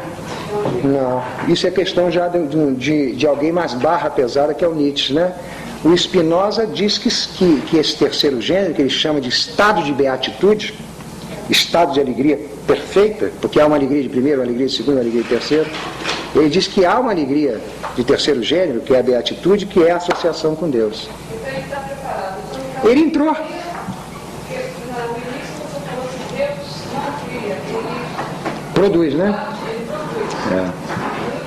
No terceiro gênero aí, ele não cria. Não, filha, veja bem, porque eu comecei por utilizar a categoria de criação, a ideia de criação, sob os atributos da teologia tradicional. Foi assim que eu utilizei. Ideia de criação mais atributos de teologia tradicional. Agora eu já estou falando em criação, atributos, terceiro gênero de conhecimento. Certo? Criação agora está sendo pensada como uma coisa diferente. Porque para Spinoza, o puro fato de Deus criar uma natureza, olha só que coisa bonita. A teologia tradicional nos diz, Deus criou uma natureza. Ora, se Deus criou uma natureza, significa que antes dele ter criado, não existia essa natureza. Ele criou num dado momento, então a natureza aparece num dado momento. Antes da natureza ter sido criada por Deus, ela não existia. Significa então que Deus muda de opinião. Porque ele passou a não concordar mais com o que existia antes, produz uma coisa nova. É um Deus impotente, o Deus da teologia tradicional, que muda de ponto de vista. É isso que ele está combatendo. Combatendo um Deus impotente, que muda de ponto de vista. E é esse que é o Deus criador. A categoria de criação que nós temos é muito ligada à teologia tradicional. Nós fomos feitos à imagem dele? Olha, eu acredito que está certo. Fomos feitos à imagem desse Deus que está aí, impotentes como ele. Exatamente. Aí você tem uma coisa muito bonita que você colocou, a questão do catecismo, né? Nós fomos feitos à imagem e à semelhança de Deus. E o que é o demônio? O que é o demônio? O demônio é aquele que mantém a imagem, logo a estética, mas perde a semelhança, logo a ética. Spinoza é o demônio. É belo como Deus, mas é um terror demoníaco, porque ele está passando todo um pensamento da natureza. Provavelmente Spinoza era um associado, não foi, né? Mas se associaria a feiticeiras, a bruxas, certo? E aí feiticeiras e bruxas não seriam seres mágicos e religiosos, não. Seriam pensadoras da natureza. Aí leiam Michelet. Vocês vão pegar um espinosista. Leiam lá que vocês vão ver. Deixa eu termino, continuo, ou tem mais perguntas? Né? Senão vai virar isso daqui chamada dívida infinita, né? Vai toda a vida. Hein? Olha, eu vou terminar, mas ao terminar eu vou passar a palavra para a Miriam, né? Acho que é a Miriam que vai falar, em relação à questão não sei nem bem o que ela vai falar, né? É sobre a questão do Rosa Cruz, né? Que ela iria colocar, me parece que em relação a Spinoza, etc. Né? Aí eu passo para o público, né? Faço parte de hoje junto com vocês. Então, muito obrigado. Hein?